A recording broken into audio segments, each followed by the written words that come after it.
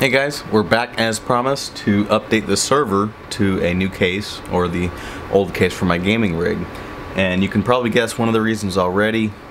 It's pretty loud to be in a living room environment, so let's try to quieten it up a little bit and you'll see all of the other issues that this case has. One of those cheap Craigslist pickups that didn't quite pan out all the way. Hey bud. So let's shut it down and get started. Alright, so we're ready to get to work. Let's get this side panel off here.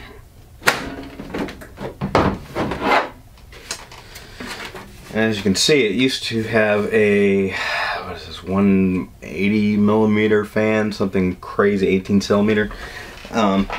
What's funny is that fan got really loud and I retired it and I went to a thrift store and they had, like, new in the box, a Cooler Master 180 millimeter fan.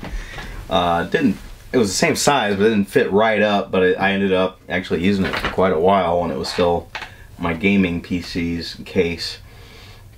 Now, first you'll notice all this, of course, newer cases don't really do this anymore, and it's all 5 1/4 from the bottom to the top. And you've got these, I've got the hardware somewhere.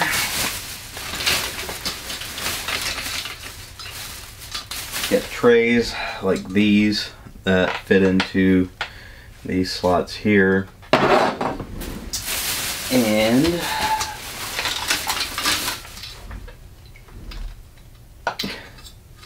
yeah, these things are a nightmare. These are like little clips that you would put them in and then turn it and it lock in. It's awful. Like, oh my god. Especially, this is a server, so I've got 3 mechanical drives and a solid state drive in there, and it's just kind of crammed in there whatever way. It's just a pain in the butt. These screws along here, impossible to get to, no holes here for pass through. I mean, you just gotta go in there sideways with a screwdriver and hope you get whatever part out that you want out. This is an all-in-one, I believe it's a Corsair cooler. It was in that machine that I bought, the entire machine, on Craigslist, and that was one of the parts that I wanted to use for myself, so I didn't sell it. Corsair 600 watt. A lot of Corsair stuff in my videos. Not sponsored by Corsair. I mean, I like them, but they're not giving me any money. It's a 600 watt. That should be fine. I'm really just powering the hard drives more than anything. It has a GT 640. That's really just for HDMI output to a TV, and that's basically it. I mean, I had that kind of thinking that maybe I would play some games in the living room, hook up a controller or something. I don't ever really do that. I just don't use a controller much. I'd rather be at a PC with a mouse and keyboard and have other monitors next to me and other tabs and other things going on. Like, just sitting in front of a TV just doesn't appeal to me as much. And of course, it's the same platform as my gaming rig.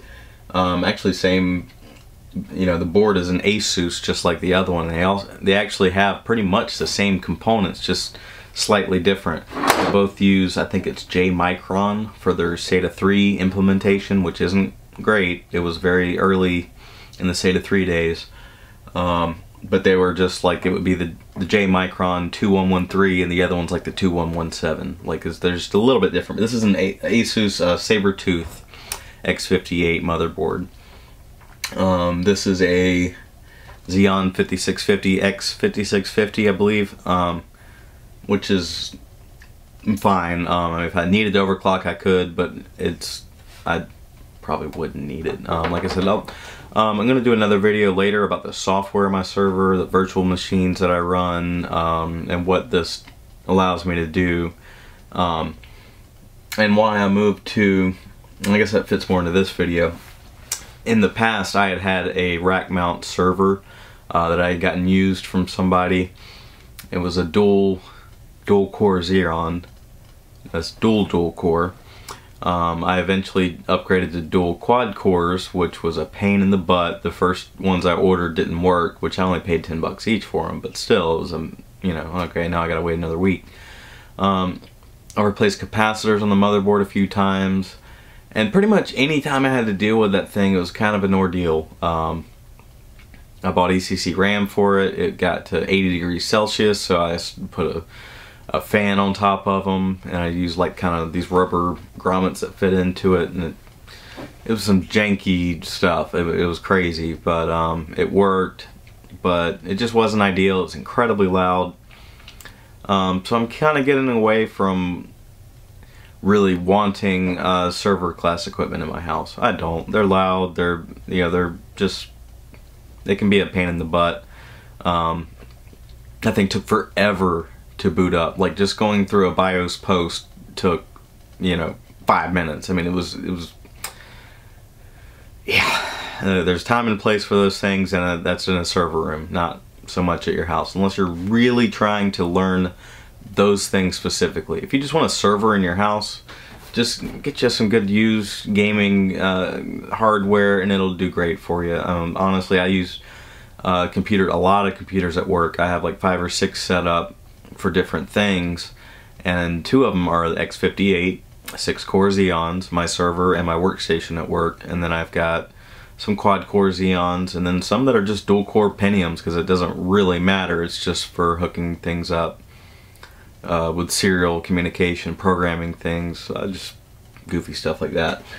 So that's why I'm going with this and not getting any kind of server grade stuff. There's no real reason to. I'm not running anything so critically important that I would want to fail over power supply and things like that.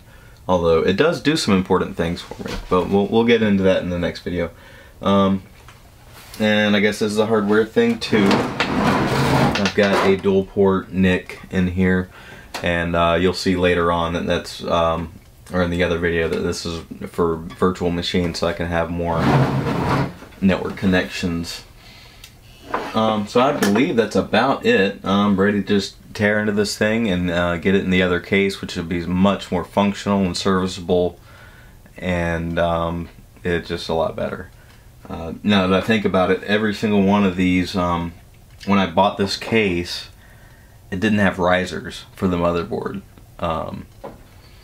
You know, they go under the motherboard. They're like a hex kind of nut that screws in, and then the screws go into that. They weren't there, so I had to just find some. They were like a mismatch of fine thread and coarse thread. It's been a nightmare ever since I've owned this case. I just never went out and tried to find the exact replacements for them. I never liked the case that much anyway, so I'm probably retiring it after this. I may use it for something, but I'm kind of over it. I'll replace it with something else. I didn't pay a whole lot for it. It served its purpose for a while there, while I waited for some other good deals to pop up. So, alright, I'm gonna jump into it, and I'll check in with you guys later. Hopefully it's all still intact.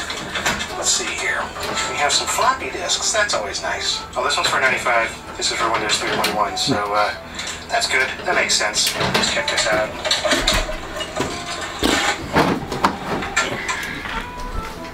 Isn't that delightful? So, I figured that might come in handy for... Alright.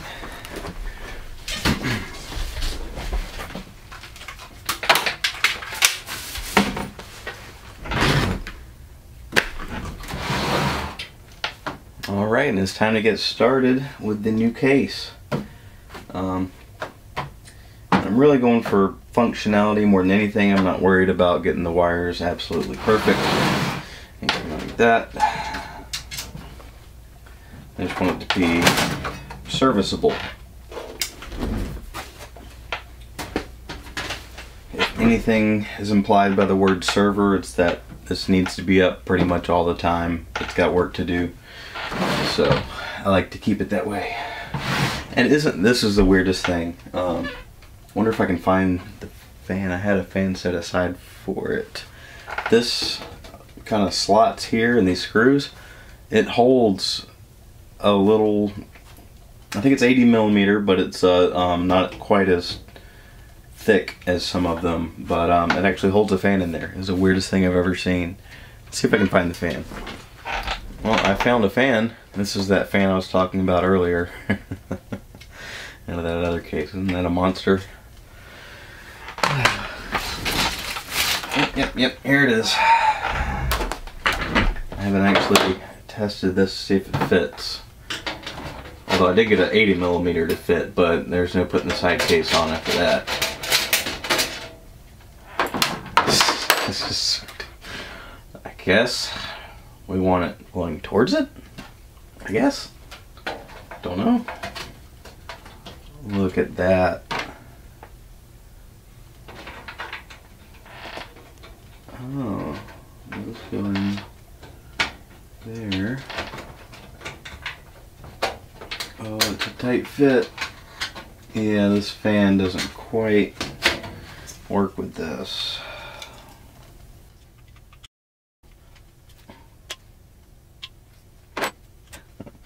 Oh, why am I wasting my time with this?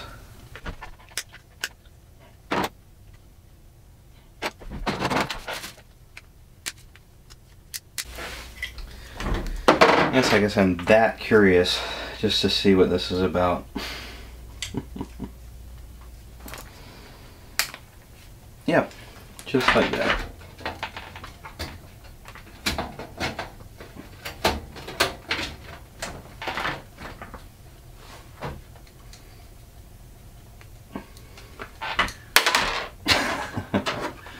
Come on now.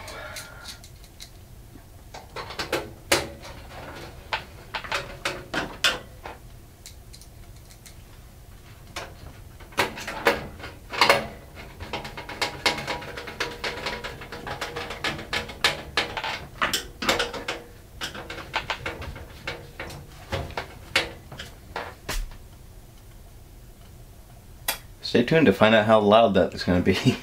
Just imagine it rattling around in there. Okay, alright, let's get on to the real work.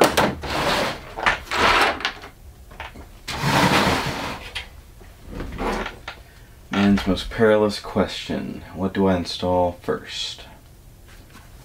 And just because I'm dealing with the water cooler and everything, I'll do motherboard, power supply, radiator. Why not? IO shield, motherboard. Yeah, there we go.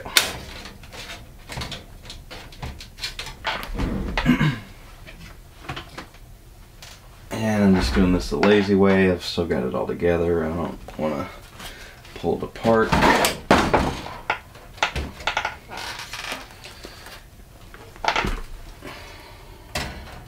Nice and easy.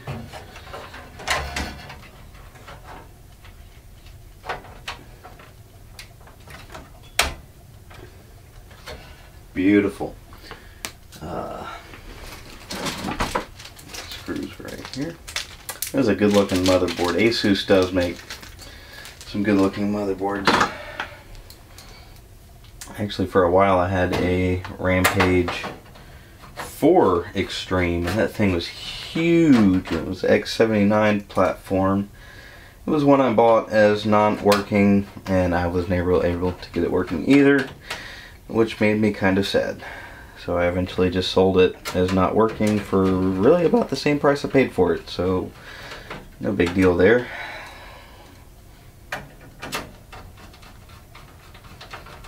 And if you're not familiar, X79 is also compatible, pin for pin compatible with Intel Xeon processors, and those went up to 8 cores, 16 threads.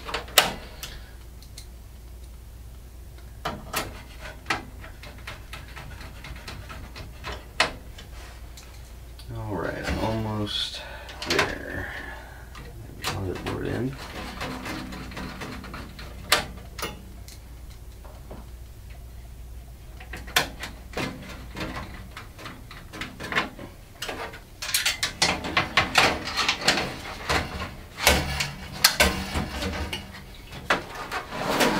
Let's see if that stays. That's it. Okay.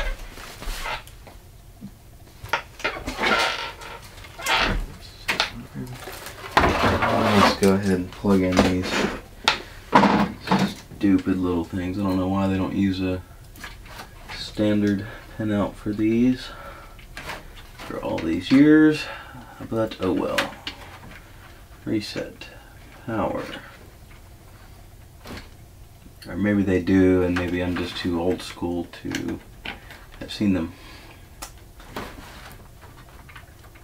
And I know they make, for these exact motherboards, Sabertooth and Rampage, and they have a Q connect or something that goes in their little block, but I mean, it doesn't really help that much unless you just don't know where things go. So now we'll install the power supply.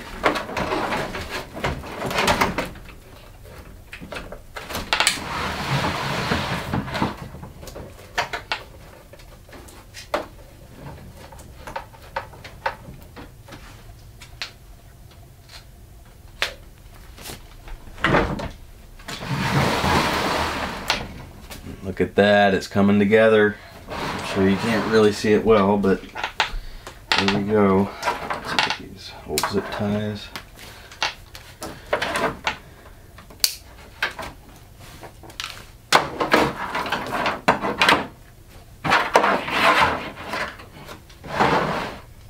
Alright, well, it's coming together. Just throwing in the hard drives now. And this is so nice. Like, these are good sleds.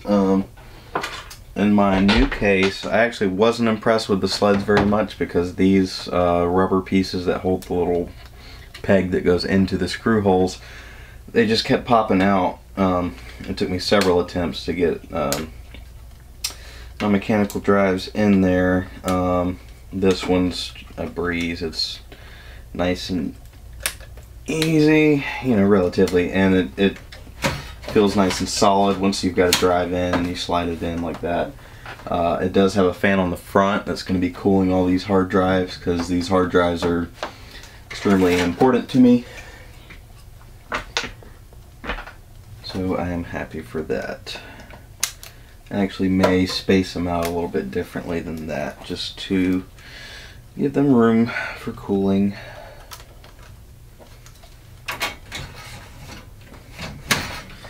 Just like that. And you can see the wiring is not the best whatsoever. I feel like I might do some changes a little bit later. I'm not too worried about it. It's not too bad. It's gonna, once the side cover's on, you're not gonna be able to see much. So just gonna keep going like we're going, and just about done, and I'll be able to go fire it up again. It should be somewhat quieter. These fans are pretty quiet. These are the Thermaltake Ring 120 millimeter fans. This is, I think, the stock Cooler Master fan in the front here. I just don't feel like it is quite a pain to get this front panel off on this case, so I'm just not even really worried about it right now. I guess that's it for now. We're coming right along. Should be done soon. Alright, we're ready to try this thing out. See how loud it is. Let's see. Yeah, I think we're ready to go.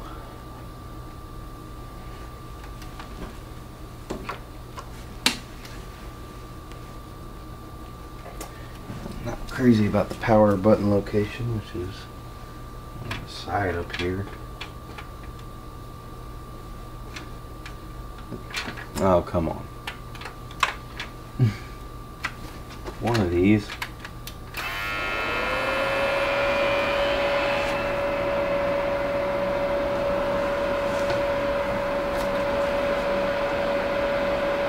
Yeah. Too bad.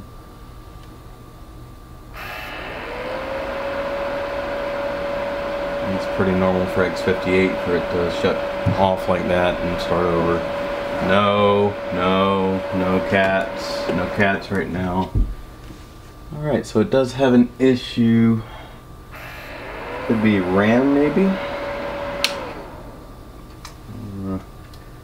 This one.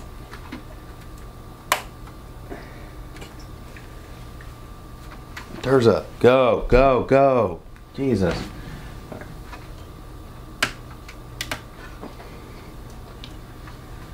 Oh, these sticks of RAM. Jeez.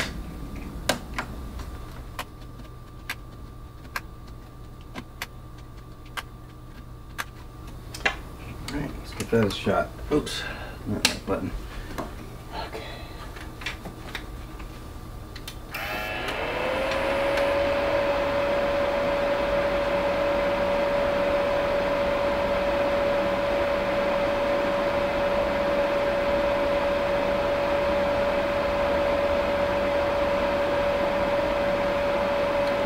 One thing I do like about this motherboard, it was a red light, red light, red light. What that is checking the memory, checking the video card, checking your storage, and then it'll start booting up.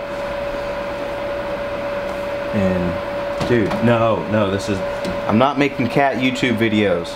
Get out of here. Go, go. Overclocking failed, blah, blah, blah, blah, blah. Psh.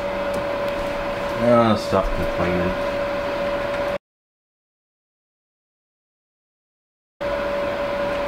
Oh, we definitely have a problem. 70 degrees Celsius on the processor? What is going on here?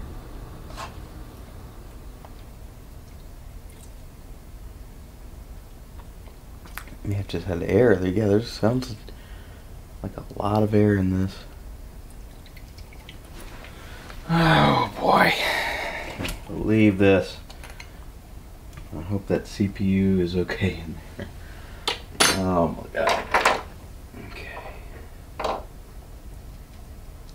This one is quite a pain to get mounted.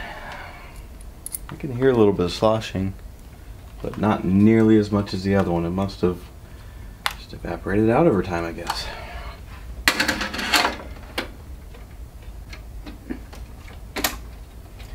Now I'm just ready to get this thing done so I can go back to my life. I complain about this stuff, but I'll have another harebrained project to start tomorrow. Oh no. No, no, no, no, no. Gotta start all over. Are you serious? I hope it boots. I really do. I was sitting for quite a while at 85 degrees Celsius because I just didn't trust.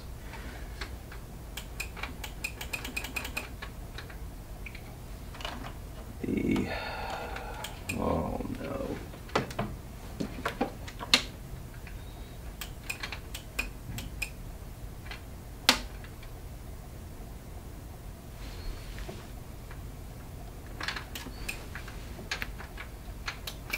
Wrong button.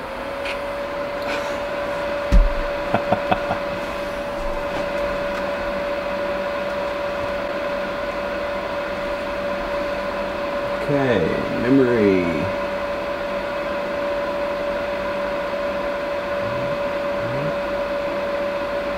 Looking good so far.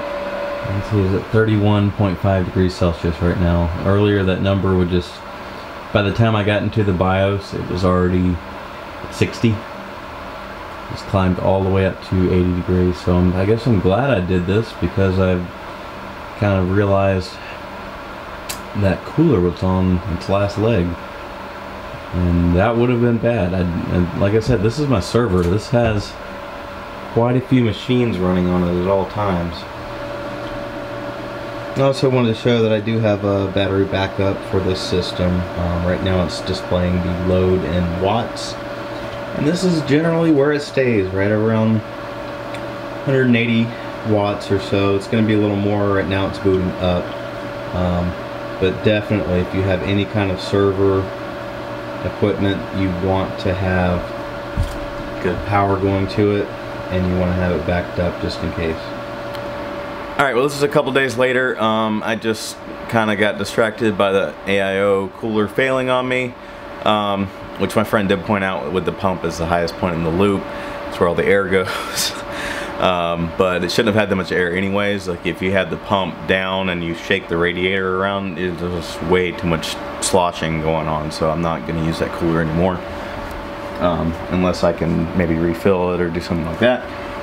But you'll see it's still pretty loud in here, and that's not what we want. This is in the living room.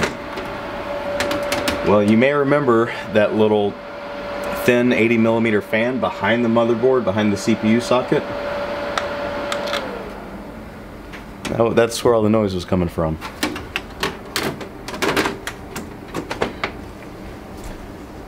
So we are much quieter now. These are the 120 millimeter thermal take, and they're static pressure fans, so they run pretty low RPM.